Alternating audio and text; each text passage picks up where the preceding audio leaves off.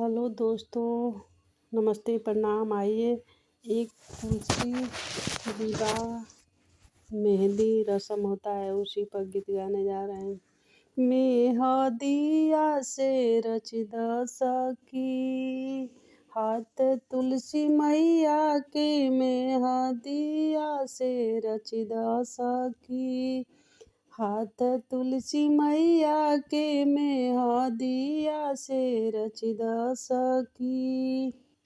अंगूरी पर रच देहु अवध नगरिया, अंगूरी पर रच देहु अवध नगरिया, संगवा में रच देहु सरजू की लहरिया, संगवा में रच देहु सरजू की लहरिया, हथेलिया बीचे रच देहु अवध बिहारी के, हथेलिया बीचे रच देहु राम रघुरैया के, हथेलिया बीचे रच देहु राम रघुरैया के, हथेलिया बीचे रच देहु। मेहंदिया से रच द सखी, हाथ तुलसी मैया के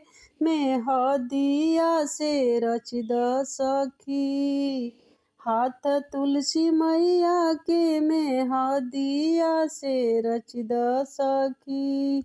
अंगूरी में रच देहु गोकुल नगरिया, हाथवा में रच देहु सरजू के लहरिया, अंगूरी में रच देहु गोकुल नगरिया, हाथवा में रच देहु सरजू के लहरिया, हथेलिया बीचे रच देहु कुंवर कंधैया के, हथेलिया बीचे रच देहु कुंवर कन्हैया के, हथेलिया बीचे रच देहु।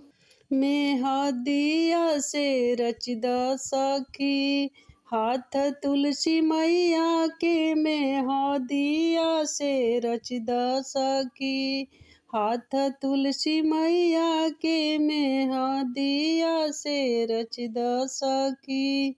अंगूरी में रच देहु कैलाश पहाड़वा, अंगूरी में रच देहु कैलाश पहाड़वा, संगवा में रच देहु गंगा के लहरिया हो, हथेलिया बीचे रच देहु डमरू बजवैया के, हथेलिया बीचे रच देहु डमरू बजवैया के, हथेलिया बीचे रच देहु, संगवा में रच देहु गंगा के लहरिया के, हथेलिया बीचे रच देहु डमरू बजवैया के, हथेलिया बीचे रच देहु डमरू बजवैया के, हथेलिया बीचे रच देहु।